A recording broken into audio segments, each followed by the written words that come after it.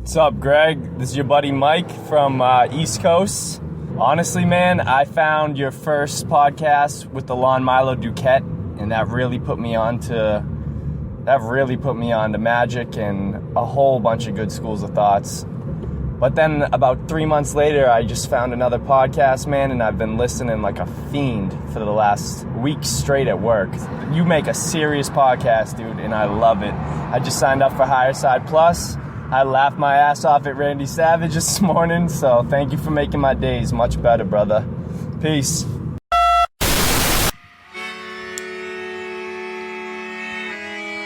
the 1930s, President Franklin Delano Roosevelt addressed the nation through a series of radio broadcasts known as the Fireside Chats. His aim was to reassure the common man that our society would recover from its troubled times. But we're far from 1930, and I deal with a different kind of fire. For a new era of worldly frustration, we offer a fresh conversation. I'm Greg Carlwood, and these are the Higher Side Chats. Happy 2015 Higher Side Chatters from sunny San Diego. I'm Greg Carlwood, and you best be drinking a little drink and smoking a little smoke, because we are going deep below the surface today in a very real way with the triumphant return of our Hollow Earth and Underground Worlds expert, Dean Dominic DeLucia. And if you haven't heard the first show I did with Dean many moons ago, it's one of my favorite ever, and I will put a link to it with this one, or you can find it at thehighersidechats.com or on YouTube. But it's something I'm pretty happy with. It's a great introduction to the Hollow Earth idea, and I have talked to Dean about this off the air, but there is this older generation of guys who used to be the go-tos on this subject, and they're getting old. And unlike the UFO community or the older conspiracy community, there's not a lot of younger people taking up that Hollow Earth cause, and I would love to reignite that interest if we can. So I'm psyched to have Dean back to explore this stuff again. And remember to go back to that first episode if you want more context. And then we kick this one off with a little more about the polar openings, and it only gets weirder from there. So let's do it. The Hollow Earth waits for no one. So here it is with the man himself, Dean Dominic DeLucia. And you thought this song was about Australia. And she said, do you come from the land down under?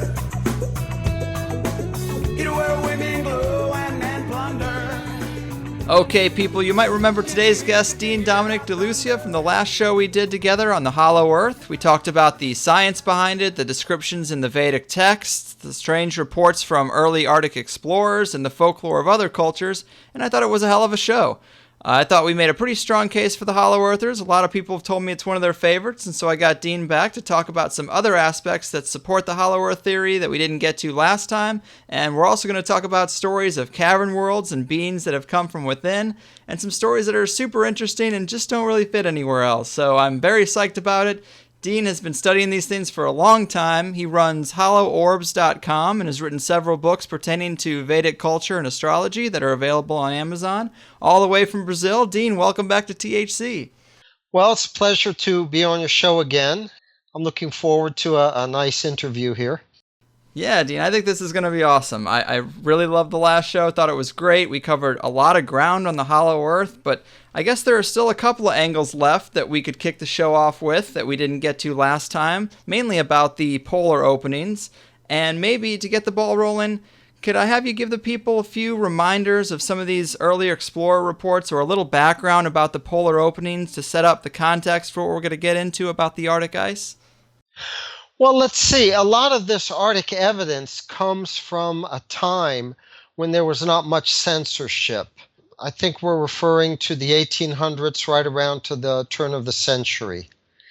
The type of phenomena that was typically and usually reported were Arctic warming near the actual North Pole, warming such that even in the middle of winter they would take their outer coats off and feel warm. The explorer Nansen, he was maybe 200 miles from the pole, spoke about being scorched by the sun in April and not being able to sleep at night because of the heat. Yeah. Also mammals in the middle of the Arctic ice, many hundreds of miles from any food chain. Pollen, great clouds of pollen and also dust falling over the ice, leaving an orangish or muddy ice scape. Yeah, these are some of the symptoms, and another symptom is the Arctic ice. The Arctic ice is a huge anomaly. It has a lot to do with the mammals that are there on the in the middle of the Arctic, with the mammoth that have been found on the shores of Siberia. We don't usually think of the Arctic ice as being anomalous. We think of it as being something normal. Right. There's just one problem with that, though. What's that? Salt water does not freeze. That's a big incongruency, isn't it? Right, that is interesting. Yep. So all that water must be fresh water somehow. Oh, it is fresh water. There's pools of fresh water there. You can dump your bucket over the side of your sailboat, haul it up, and take a nice drink of cool, fresh water. Wow. In the middle of the Arctic Ocean. That's not everywhere in the Arctic Ocean, but certainly in the vicinity, in the very high north, in the high Arctic, near 0 degrees. This phenomenon has been repeatedly reported. And so how does this tie into the inner Earth? Is this where fresh water is coming from? Well, it would have to be. There's no other source. I remember on our list, this is the All Planets Hollow list. We had a fellow who was an engineer, a petroleum engineer, and he had been up on the Arctic coast near Point Barrow, but I think it was over on the Canadian side.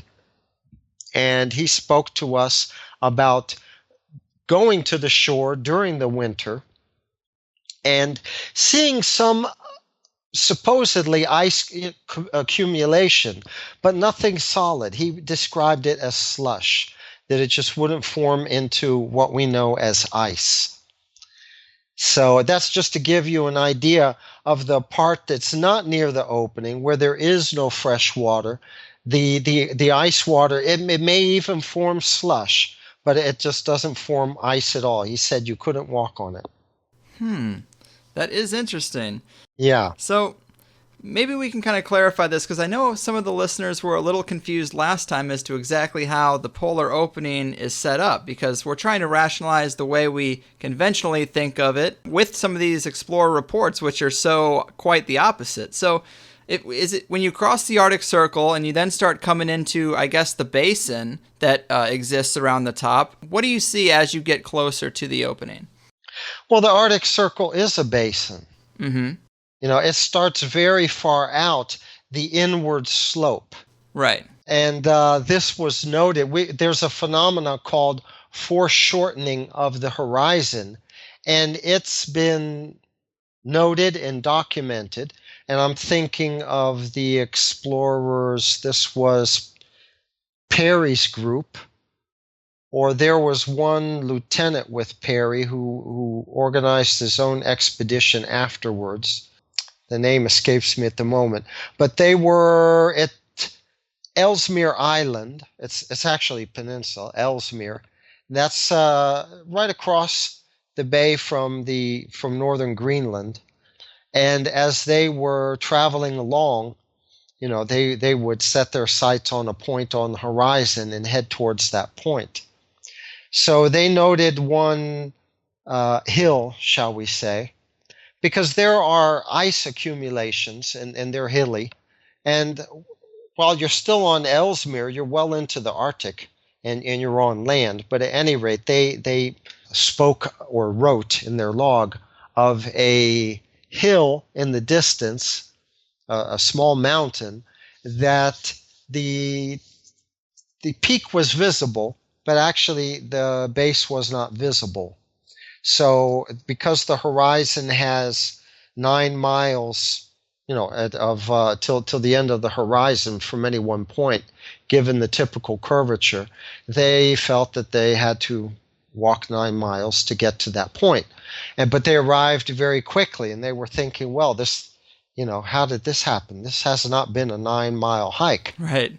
Maybe 6 miles or something like that. What's happening? And this was typical. This is indicative of the foreshortening of the horizon. And when you get very close to the opening, this inward curvature is very sharply noticeable. I'll say that. Just to give you an idea, when Perry discovered the pole, he made his way back. He took a 48-hour journey with stops in the middle to sleep and have something to eat. And he covered 73 miles in 48 hours. Now, that's impossible. Earlier on, they were traveling, maybe 12 or 13 miles a day. He had no explanation for his rapid, advance. Dr. Cook before him had a similar experience. He made just about 50 miles in a similar time period, and nobody believed him. But it's just the curvature.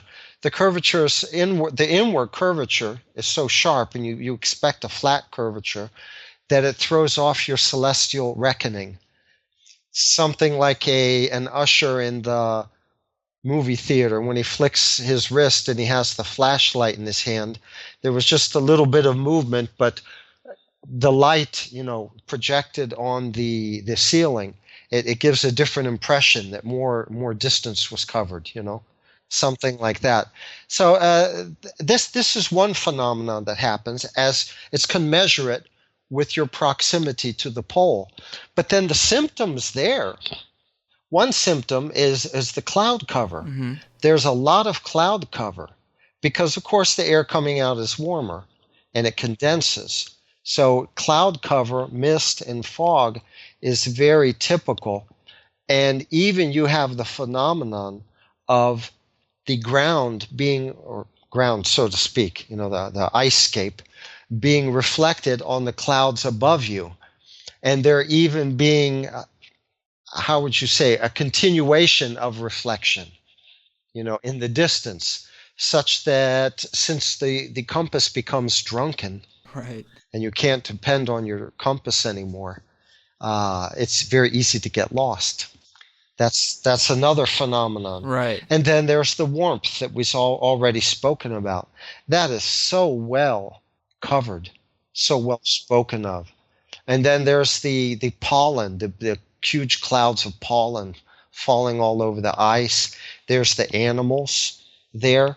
The fox have been reported, wolves, let's see, walruses, of course. I mean, at least they can swim, but they're mammals. So are these animals being seen right on the outside of the opening itself? Well, let's see. Nansen reported them when his ship was stuck in the ice at something like 82, 84 degrees, the pole being 90. So that's a little bit of distance. But then when he was very close on foot, he also recorded these animals, fox, land birds in the middle of the Arctic. And on the other side, coming up from Canada, they've been reported fairly close to the pole in the high Arctic. Interesting. So is the opening, right around the opening, is it water or is it land? The northern opening is all water. Right. So can you take a ship and see into it? Like, where are the animals? If it's all water, like, where are the animals? Are they coming from a landmass on the inner Earth? From a landmass on the inner Earth across the ice. Exactly. And the migration, by the way, for the winter is northwards. The explorers from Canada, from the North American side, on various occasions, overtook migrating animals from behind.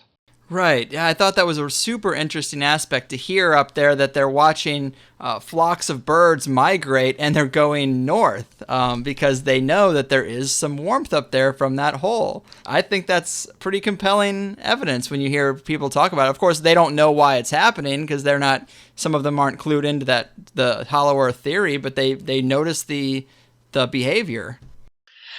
Yes, well, this was the mood of Nansen's book, Farthest North. He wrote it with that title because he didn't make it to the pole. But he made it farther north than anyone else up to that time. And they were amazed. They were in a wonderland, like I say, being scorched by the sun. It's too hot. The water is fresh water. You dump your bucket in there. There's fox, there's wolves, there's land birds. They were just amazed. There's pollen. Where did the pollen come from? Yeah. Because even if you get to the shore, there's no trees there. There's no flowers. The tree line is well below the Siberian shores. So, they were nothing short of amazed. They were just in a wonderland. Right. It's not the wasteland we're told that it is. But you mentioned mammoths earlier, and I did want to talk about woolly mammoths and mastodons because we kind of missed that last time, and it is a lengthy section of your website with some interesting stories. And we generally think of mammoths as being ice age creatures that pretty much died out 10,000 years ago, but that doesn't seem to be the case now, does it? No, the mammoths are also always found encased in ice and preserved. And this is clear freshwater ice, so much so that people have gathered around and just looked through the ice and contemplated the mammoth, for like hours on end and then gone back to their village. First of all, you have to ask, what would the source be and how could they have gotten there? Right. Well, when you think about ice, you're not thinking in the Arctic. There's flat ice for sure. But there are icebergs. The icebergs come from the Arctic. First of all, this is one thing we have to take into consideration. The icebergs are not slabs. The icebergs in Antarctica are slabs because the Arctic coast is flat and sandy generally. Mm-hmm. And also the Antarctic coast in the south. The Arctic coast is also flat and sandy all around. All of Siberia is like that, Alaska, northern Canada, until you get to Ellesmere and Greenland. And there you have fjords, like in Norway, as in Norway. But at that point, the icebergs, that's the emptying out point. That's the drain of the Arctic. They're not going up into the Arctic. They're coming down from the north, such as the iceberg that met the Titanic. It was coming down from the north. Mm-hmm. So where do they form, first of all? We could talk about, okay, they're made out of fresh water. There's no fresh water in that ocean. That is a stumper. But then besides that, these mammoths, they were encased in huge chunks of ice. They were encased in icebergs, and icebergs come flowing down from the Arctic Ocean. But they are not formed in the Arctic Ocean. Mm-hmm. As I say, that for an iceberg to form, you need a fjord, and it has to freeze. Fresh water freezes from, the rain and from river flow and that kind of thing. And then when the ice grows and becomes so enormous in proportion, it falls off the side of the hill. We've seen films of this in Norway, and it crashes into the sea, and it bobs a bit, and then it goes flowing off, carried away by the current. So where does this occur? In the Arctic. There's no place for it to occur. This is also symptomatic of the idea that the icebergs are formed by freshwater fjords from within the hole.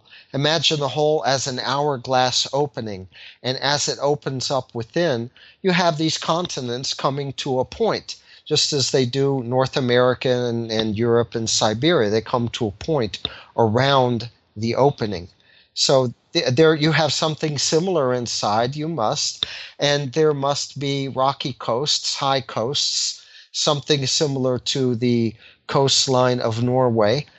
And these mammoths, they were feeding perhaps during the fall, and they didn't escape in time. They were laggards. They were left behind the herd or something like that. And they slipped and they fell down the side of the fjord into a pool of water to their death.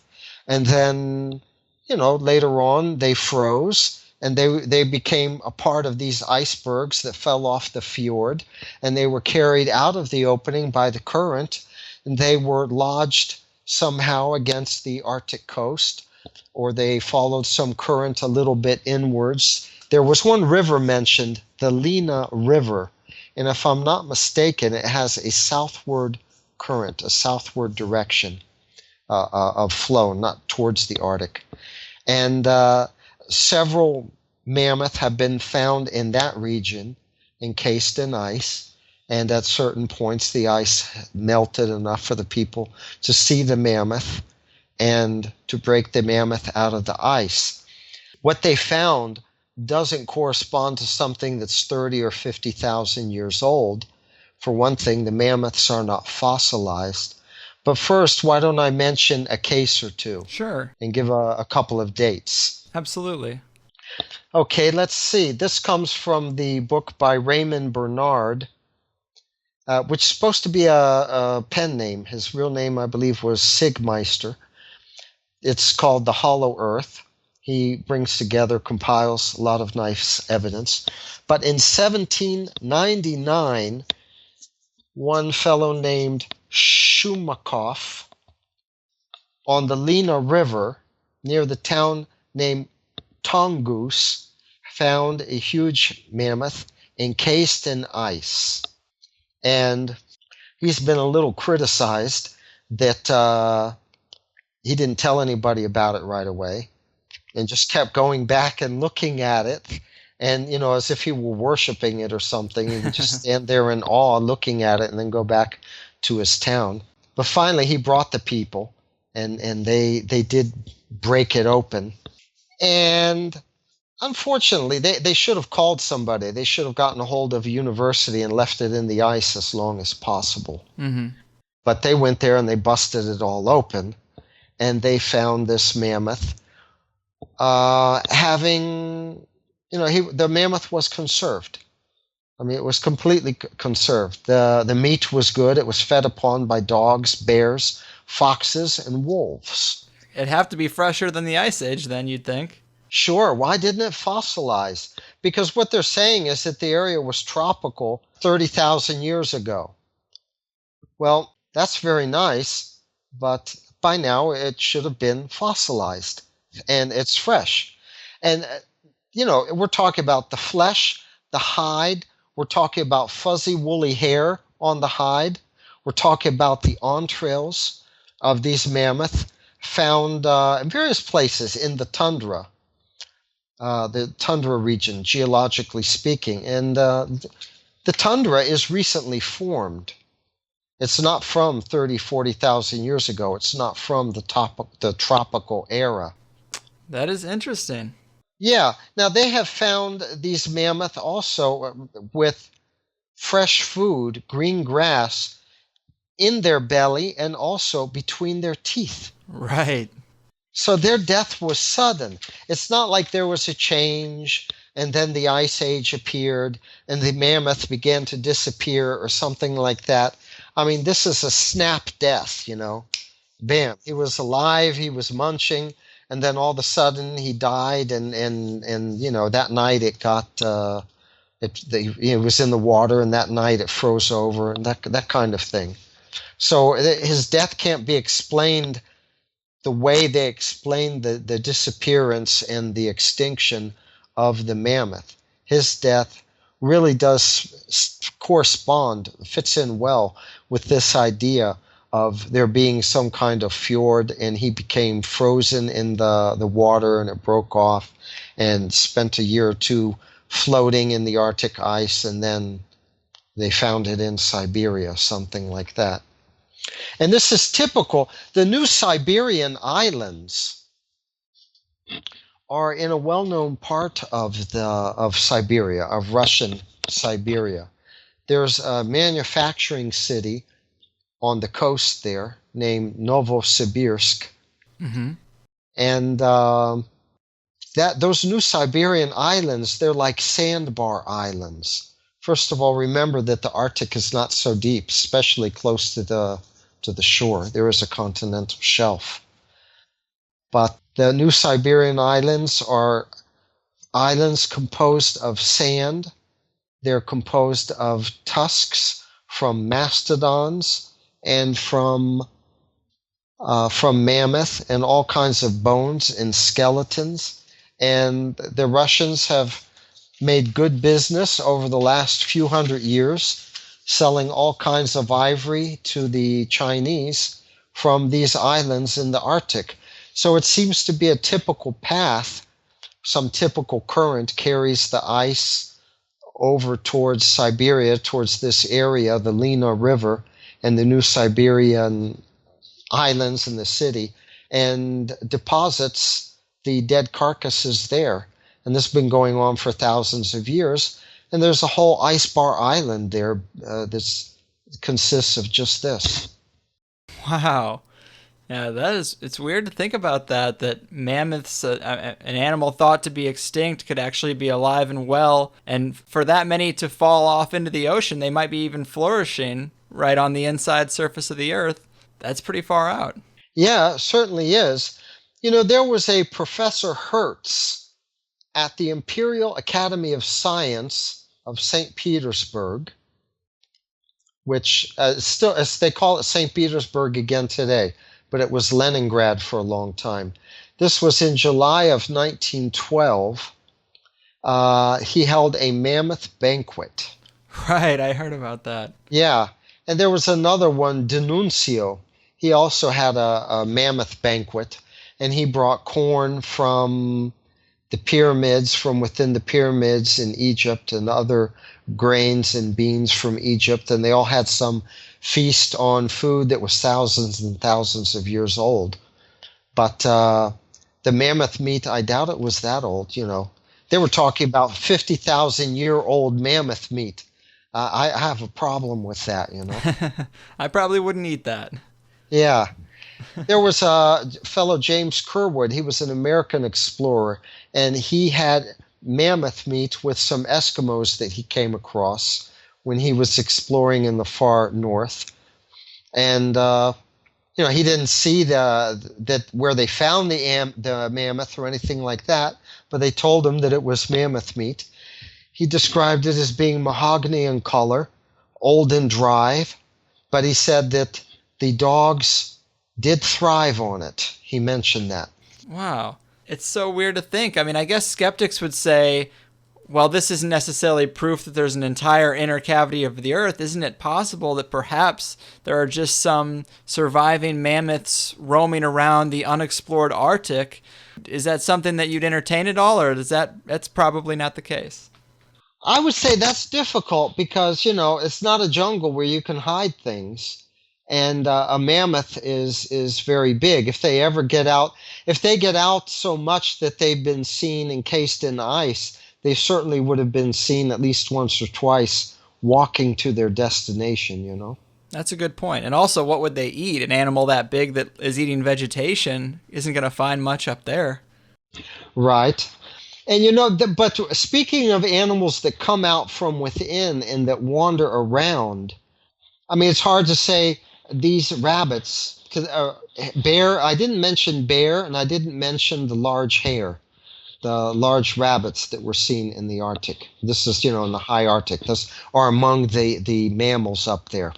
But the Perry expedition, one of them, they came across a huge wolf. I mean, they described it as a giant wolf compared to the normal wolves.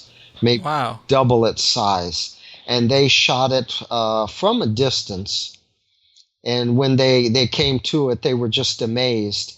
They were, you know, they were trekking and they had some time constraints. They didn't take it with them, but they described it. And, you know, you have to wonder, well, they spoke of it not being a species of wolves that they're exactly familiar with. And there has been species of bear up there that have been found that have in northern Canada that have been examined in universities. And they explain it away by saying it must be a hybrid bear. You know, because there are the grizzlies of North America, and a grizzly went north and and met a polar bear lady and such, but because it's not a bear which is a known species. One bear like this was found.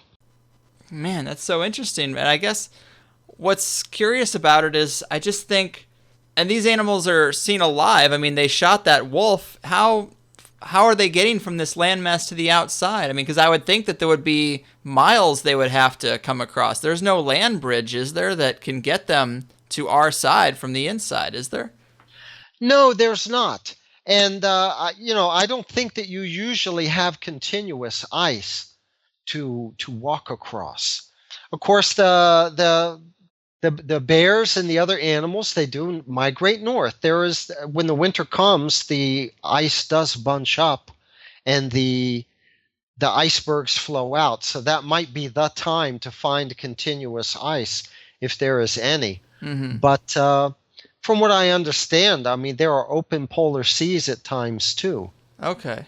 So, and that's something you don't expect either. You're not supposed to have open polar seas in the middle. Anytime you see a picture of the ice reduction, it's always around the edges. Right. They don't show open polar seas for hundreds of miles right in the middle. I mean, that's where it's not supposed to be warm.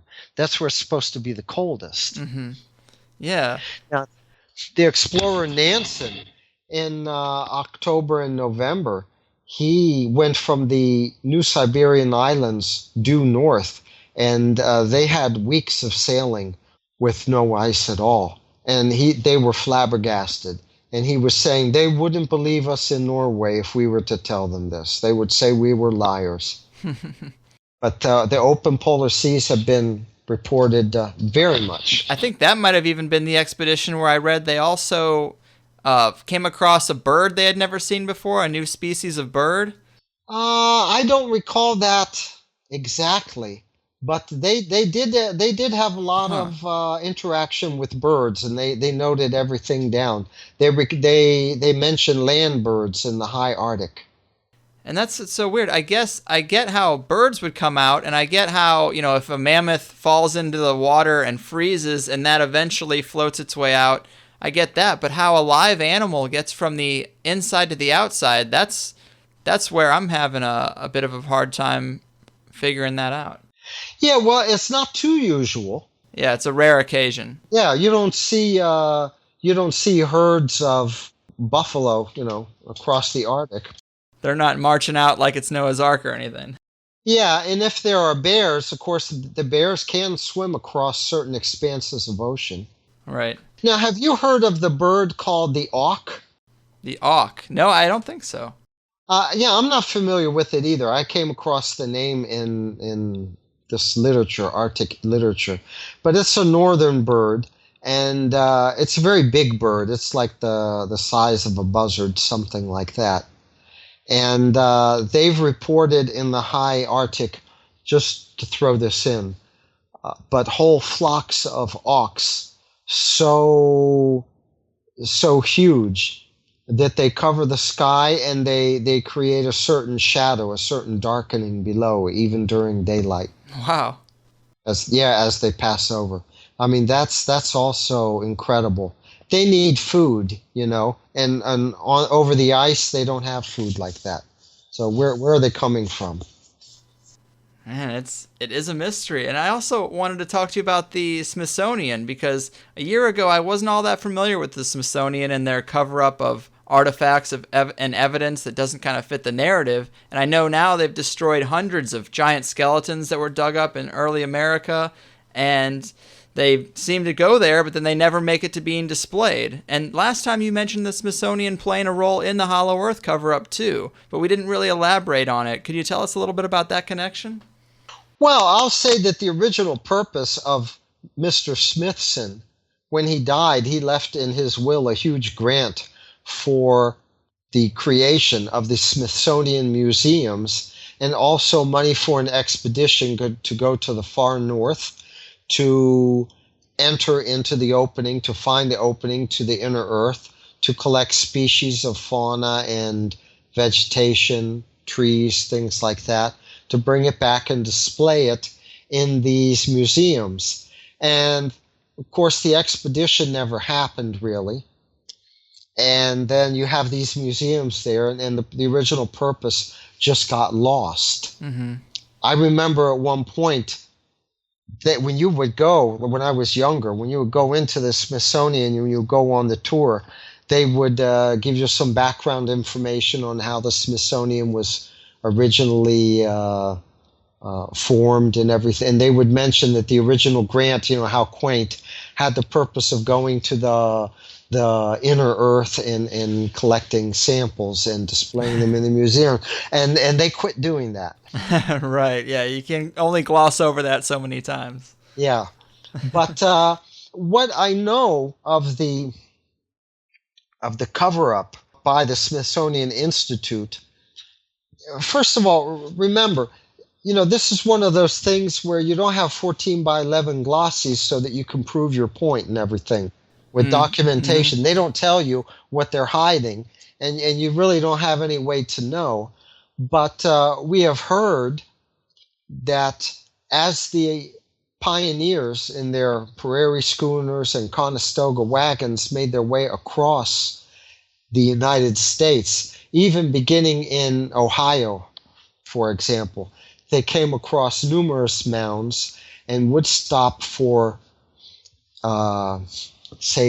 dedicate a day or two of their time when it became obvious that this is a construction here, and there's a moat around it and some construction on top, and it's the only thing of its kind around, and the rest is prairie.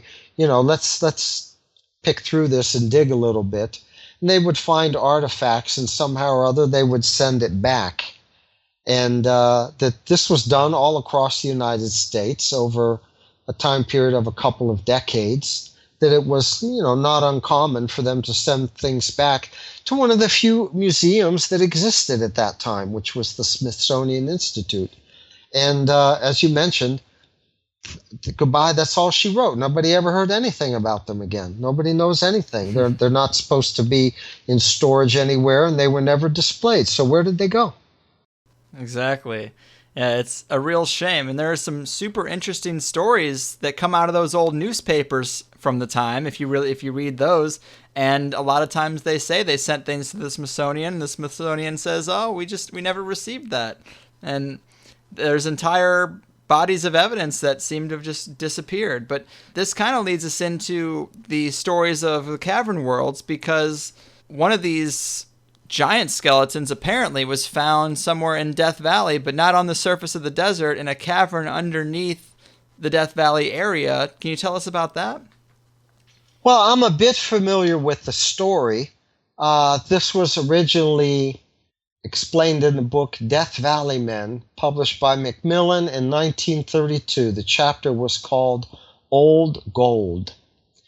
And, of course, there's been a lot of gold that's been found, storages, deposits of gold artifacts in the Southwest.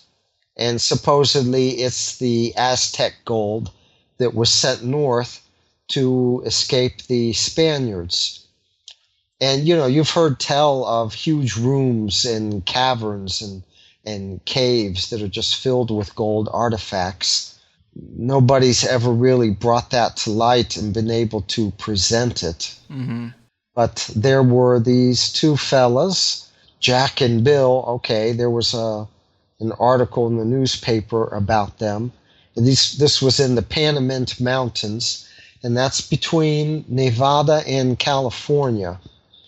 And they were prospecting around there, and they went through an opening in the side of a mountain, and they just stumbled into what they called a city, a city within the mountain. Huh.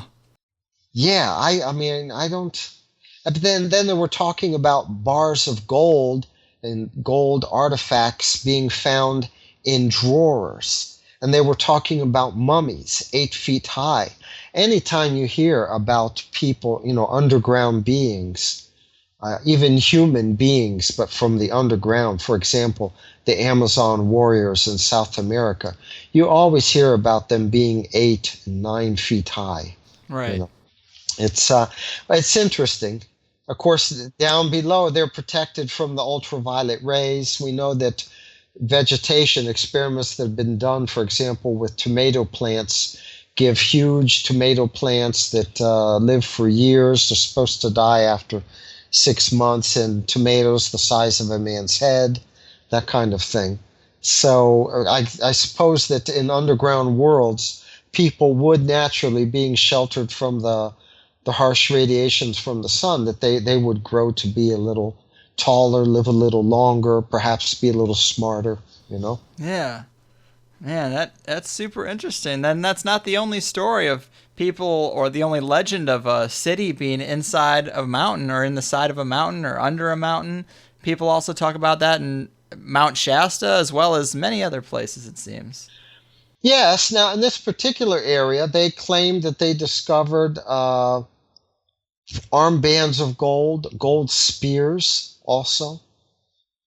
There was some technology, a system of lights fed by subterranean gases, polished Wow. round table, a huge table that looked like it could have been a boardroom table, something like that.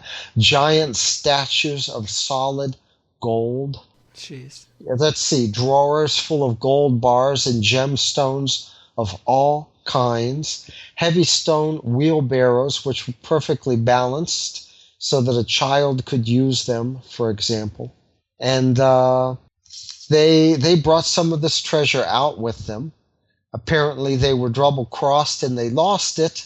They brought some people from, lo and behold, the Smithsonian Institute there and others to show them this opening that they found, and they couldn't find it again. Apparently there had been rain, cloudbursts, and the countryside, the landscape had been rearranged a little bit. And they were left just high and dry. They couldn't prove it. They mentioned that as they walked through this city, some 20 miles or so, on the other side, they came out at a certain valley, and that there seemed to be stone quays, like piers for ships. And they looked at the valley below and everything, and they felt that these were, this area had water at one time, and there were ships that came here, and this was the dock for the city. Weird. So that's weird. That makes you wonder. Of course, California, even when the Spaniards went there, the San Joaquin Valley was apparently underwater, and you could go from the San Francisco Bay, sail several days southward. The water was still there. And you have to wonder about the Phoenix area in Arizona, too. There's all kinds of canals in the desert connecting what were ancient towns. So, there was water at some point, and this was not a million years ago, Yeah. when the dinosaurs were on the face of the earth or something like that. I mean, these constructions are a few thousand years old, okay, but they're not a million years old, nothing like that. Yeah. Right. Man, I love that story. And it's so sad to have our past completely altered and so much of it erased by a few powerful people. But what can you do? Now, another anomalous story that I really like, because it involves some prolonged contact with a weird little guy, is this story from your website about the Prussian cave entity. Can you tell us about that little critter and the story behind him? Well, let's see. The Prussian cave entity. This is an interesting story. This was in Prussia. There was a monastery. They produced casks of wine. Apparently, their wine had a good reputation. Very nice. And it was mentioned that one of their casks could be sold for a pair of draft horses. So, their wine was really worth something. And it was noticed at some point that the wine was disappearing. And at one point, they went into the wine cellar in the morning, and there was a busted cask, and there was wine all over the floor, like an inch deep or something like that. So they were very upset by it.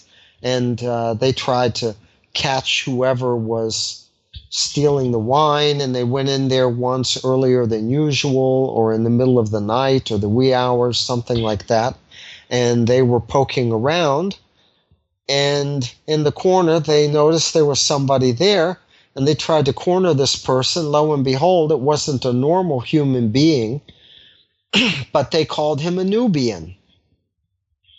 Now, I have no idea what a Nubian is, so I looked it up in the dictionary.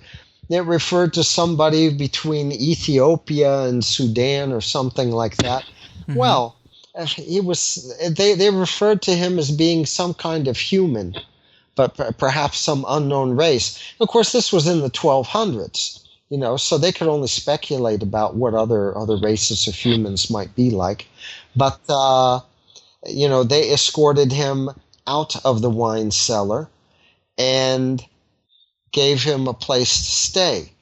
In the meantime, they poked around in the wine cellar and they found a certain couple blocks of stone that were loose, and behind them was a tunnel, at least wide enough for this person to shimmy in and out of. But they held him there for a while, as long as a month, and he wouldn't eat. Yeah, and he wouldn't drink. And they said, well, wait a minute, nobody can live without food for that long. So they were wondering, he must be escaping at night and getting food somehow. They were speculating along these lines. There was a bishop nearby traveling, and they called for him. And when he came, he insisted that this is not a Nubian. This is an underworld creature, and he's a devil, and you have to get him out of here right away. And they brought up the objection that, well, what are we supposed to do? Set him loose in the countryside? And one ending of the story is that he disappeared in a puff of smoke. And another story was that, he brusquely pushed them aside or escaped the arms of the brothers and ran off, perhaps, back to the wine cellar and then down his tunnel. So there you have this story, and of course it's very, very old, and it's kind of hard to substantiate, but it was documented by this church chronicler, Gervase. I suppose that's how you pronounce it, Gervase. And, he was a known chronicler of his times, and he put it down in writing that such and such happened in this Prussian monastery, and this was the testimony of the brothers who were there in the monastery. So, that gives a little bit of credence to it. You have to stop and think about it, because people back then were not blithering idiots just because it was the Dark Ages, Yeah, it is a wild story for sure. And obviously the more documentation you have for something like that, the more substantiated it can be, or especially if the source is kind of official, like that of a church stenographer or something. But, those are the stories I like most. The ones that involve interactions between humans and some intelligent non-human creature that we apparently share the planet with. And I think if you appreciate that angle, I don't know if there's any more interesting story than that of the Green Children of Woolpit, because that's a story that seems like those kids were around for a long time. Can you tell us the story there? Well, again, we have the 12th century, which actually I said the 1200s, so that would have been the 1100s, 12th century. And we have Gervase of Tilbury again, the monastic chronicler in England, he's called, recording this strange account. And this is near the town of Woolpit, which is not far from Stonehenge. Now, to go to the end of the story of these children was written down by a nobleman, and it was signed by various people, and it was kept at a church, and it was available for inspection for anybody who requested to see it. And let's see, actually, it was later on. It was much later on. Maybe, I mean, dates are hard, but I think it was, I just have in my mind, this was a couple hundred years later, it was still there. And Gervais went there and read this account, and he documented that he saw the written account of this happening. And his writing has been conserved. But the original account hasn't been conserved anymore. I mean, it was just in some church in England the better part of 1,000 years ago. So, Right. There you have. But there is some documentation. Somebody whose job it was to document things, travel around and make a history. He wrote these things down that I went there and I saw the account. Interesting. But then having at least some basis in our mind that this could be true, let's go back and think about the story. Wolf Pit is actually more of a moat around a mound or a hill. And, it's huge. It's like, half a mile in diameter or something like that. Mm-hmm.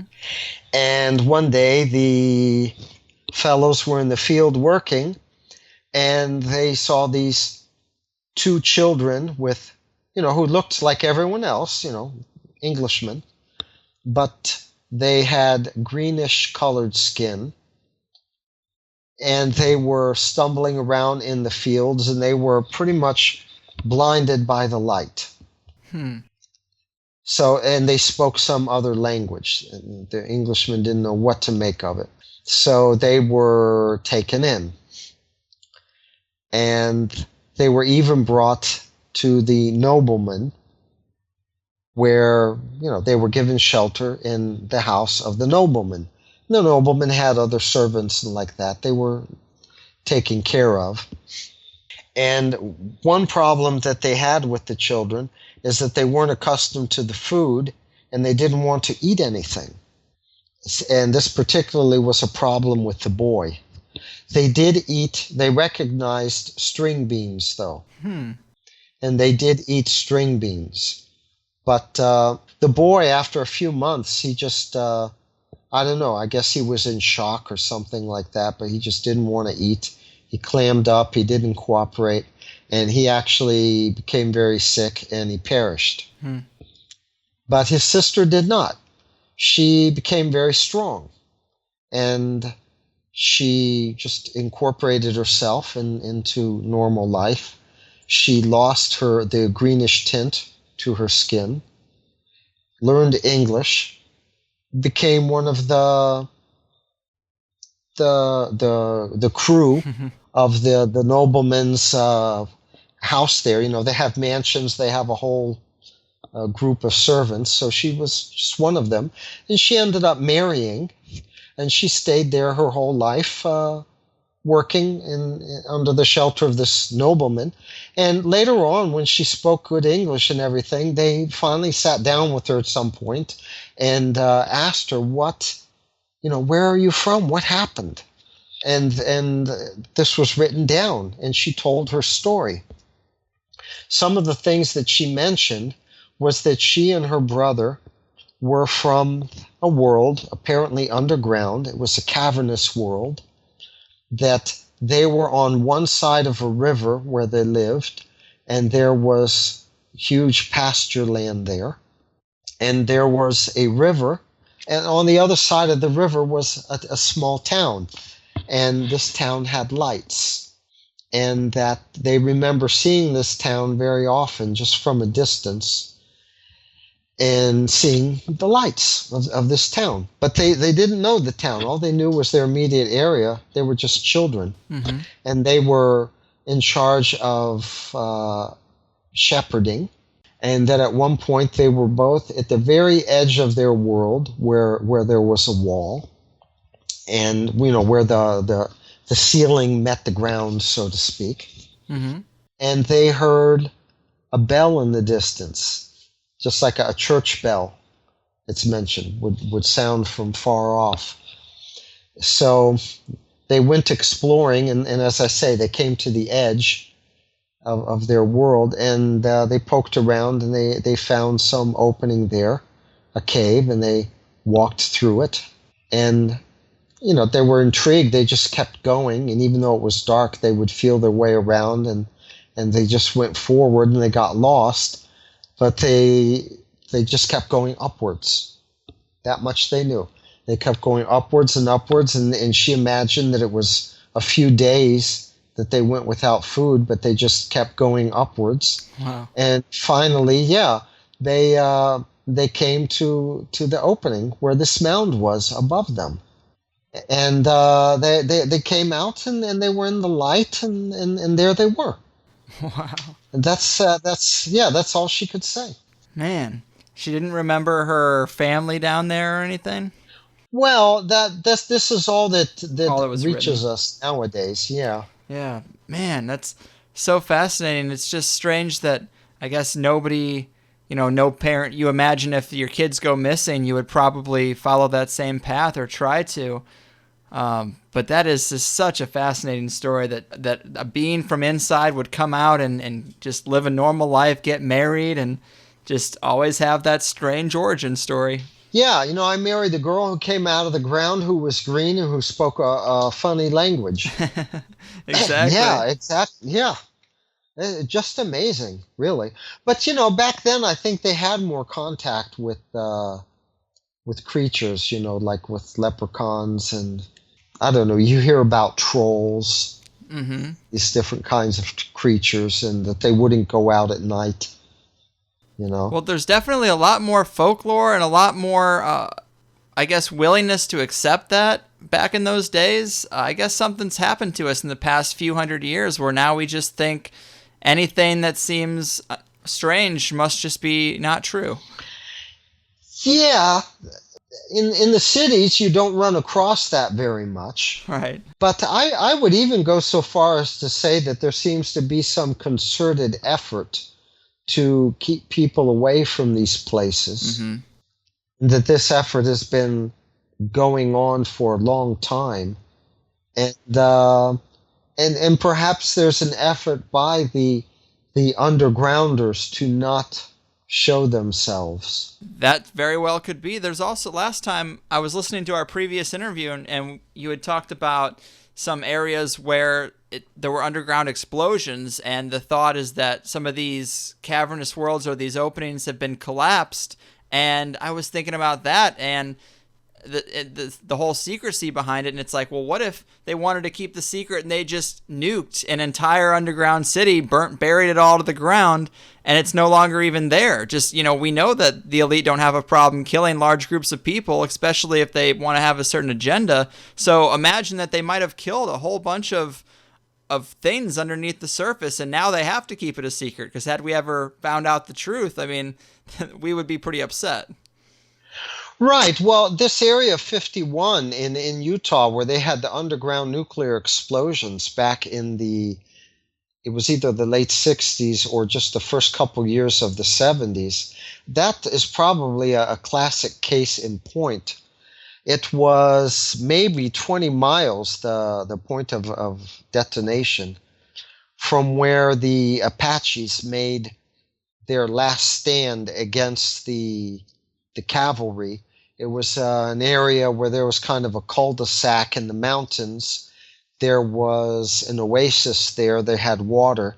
They never stood and fought a pitched battle ever with the cavalry. This time they did. But they ended up disappearing into the mountains, and their caves were found. Their tunnel systems were found. And they were known for disappearing into the mountains and showing up miles and miles away. Even like 2 weeks later, their tribe showed up in Mexico, something like that. Mm-hmm. But so these were what? The underground worlds of the Apaches then? Perhaps. Yeah, and then even today they get exploded. And who were the Apaches? Why would they explode the underground world of the Apaches? I mean, let's just keep in mind the Apaches were none other than Tartar Chinese. They had Mongolian blood and Chinese blood. They spoke Tartar Chinese.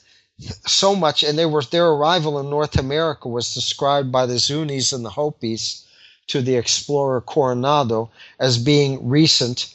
Prior to you, maybe 2 generations ago, they came. And even when these Chinese came as immigrant workers to work specifically on the railroads, there were cases where some of them who were from northern China met with Apaches, and they would sit there and converse with each other. And there were some of these Chinese that went to Apache reservations and walked around there and were hanging out with the guys and even joking with each other in the same language. So this isn't like 30,000 years ago they came across a land bridge from the Bering Strait and blah, blah, blah. This is fairly recent, because if you send me to England from the year 900 or something like that, the language would have is so changed from between then and now. I wouldn't be able to speak with them, not even in broken old English, But these Apaches, they were shooting the bull, so to speak, and even laughing and joking with the Chinese. So it's funny that here's where they made their stand. They were protecting something there. Here you don't go beyond this point. We're not going to let you. We're going to turn. We're going to face you, and we're going to let you have it. Fight you face to face, and that's what they did. And until they finally had to give up, or they all got killed or disappeared into the tunnels. And that's 20 miles from where the underground nuclear explosions were. Give me a break. Right. It seems to fit. Yeah. Since we're talking about underground worlds, I think we're at a bifurcation here. I kind of wanted to make one point about these underground worlds in the Southwest, and that's where we are now. But I was thinking of another European folklore story too, the Pied Piper of Hamelin. But let me just make a point first about these cavern cities underneath the mountains in the Southwest. Sure. For example, we were talking about these fellows in the Panamint, and they made a comment about the artifacts and the statues appearing Egyptian in nature. Okay. And there was another city found in the Rio Grande, Grand Canyon, the Rio Grande River. Up above at one point, there was some huge doorway, a gateway, something like that. And it was seen from the river, and it was, noted pretty much where it was. It's been explored, and it was very close to where the Adobe Indians had their homes. Speaking of Asians in America, the Adobe homes are typically from the Tibet-China area, Tibetan Chinese. And we were speaking about the Apaches being from northern China. So there you have another connection. I could go on and on about this, but we'll get back to this cave opening above the Rio Grande in the Grand Canyon near the Adobe settlements. And this is the one actually that ended up in a newspaper article in Arizona. And the fellas that went in there spoke about going down long steps and coming into, this was not described as a city. This was described as a huge room, something like that. But again, the artifacts, the deities that were found were all Asian. Swastika, one that looked like a deity that looked like Buddha. But they also mentioned Egyptian. And you hear Egyptian artifacts. You hear these comments made several times about the Southwest. And I don't think that they were actually Egyptian. I'm just going to throw this at people. But Plato, he mentioned that the Atlanteans, they had their island continent, which began after the Pillars of Hercules, which is Gibraltar, that they had conquered also before the final volcanic end of their continent, of their island continent, they had already started intruding on Europe, and that they had conquered on the northern side of the Mediterranean as far as Turkey. And they're the Celts, apparently, the Celtics that existed in Spain. The Basque race is one of them. The Irish, the French before the Italian invasions. But as far as Turkey and along the southern Mediterranean up to Egypt. And they were the neighbors then of Egypt, because they had settlements in northern Africa. Seems that their descendants are the Phoenicians. And but anyway, they were Crete was Atlantean, and they were the neighbors of Egypt for a long time. I guess a few hundred years. So if maybe what we're mistaking as being Egyptian artifacts in these underground places in the American Southwest, perhaps they were really Atlantean, because the world of Atlantis stretched as far as Mexico, as far as Cuba, the Antilles Islands. And that's just a hop, skip, and a jump to the Rio Grande, and then, right up the river to this area, Phoenix, and these mountains up there. So I'm thinking there might be some connection between these artifacts that have been found underground that in different places have been termed Egyptian, that they look Egyptian, that there might be some Atlantean connection. Yeah, I actually think that's pretty fascinating, because typically, and we would just think about, oh, well, maybe the Egyptians had more travel than we know. But I guess, yeah, instead of thinking of actual Egyptians or Asians coming to the ancient Americas, we should think about a previous civilization before that spread itself out, that actually went and influenced Egypt and also came over to America and has these things buried underground. Maybe there's, a previous source for both. Yeah, because you wouldn't think of them in their reed ships carrying, huge, pure, solid gold statues all the way to the New World and then lugging it up the Rio Grande and hauling it up to this cave. That you would think that they would just have to have a culture, a civilization that existed that far, Right. Yeah, that was one problem I hadn't really been able to rectify, because I didn't feel like they had the technology to do that at the time with their ships and vessels. But what you're saying makes a lot of sense. It definitely could be the case that we're not thinking big enough. We're not going back far enough. Yeah, and the whole idea of Atlantis is just so flabbergasting. Nobody can really substantiate it. And even if you want to say the Canaries and the Azores up to the British Isles, that perhaps that mountain ridge, it's one continuous underwater mountain ridge, that was Atlantis. Okay, you might want to say that, but then it's hard to substantiate that Atlantis stretched across the ocean. That's the stumper. Mm-hmm. So that's why people don't make the connection. And of course, now we're getting into a different subject that's kind of beyond our scope. But, I wanted to bring that up. Perhaps that could be a topic for a different day or somebody else to investigate further. Very cool, Dean. I guess that about does it for us. Another great show. I'm super glad we could do it again. Very much appreciated. Would you like to leave the people with some info about your website and your books before we go? Well, on Grave Distractions, just look up Grave Distractions on any search engine, and then on the website page, go to authors and look up Dean Dominic DeLucia, and you'll find my book Hollow Earth in the Puranas, and you'll find some of my books on Vedic astrology. On Google's Yahoo Groups, you'll find All Planets Hollow, and that's our list. If you just Google All Planets Hollow, you'll find us, and we have weekly discussions about Hollow Earth themes and themes in relation to underground worlds. So I hope your people join us. All right.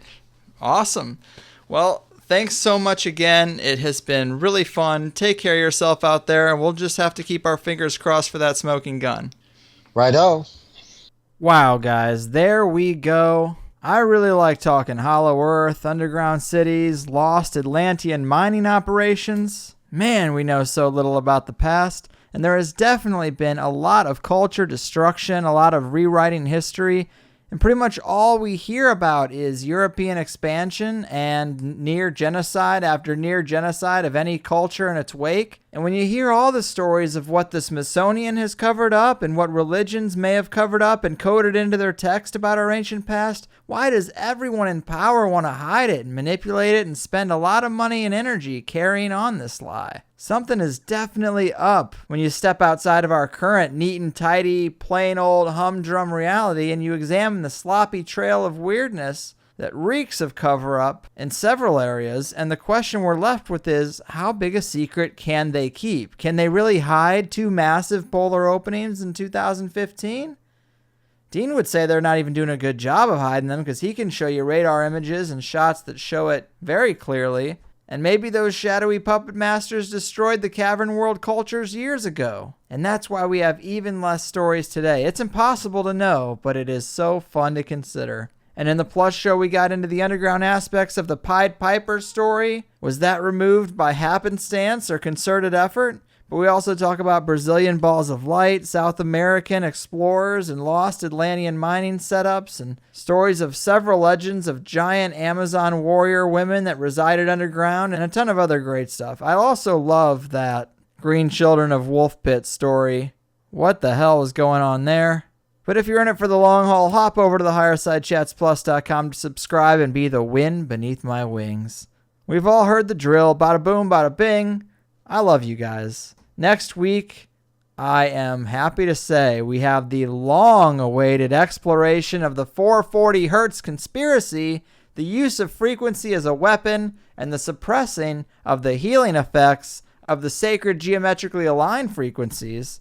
And it's been a long time coming, so sign up for Plus now and be ready for the full shebang. And I'm out of here. I'll see you then. Your move, beings from the land down under. Your frickin' move.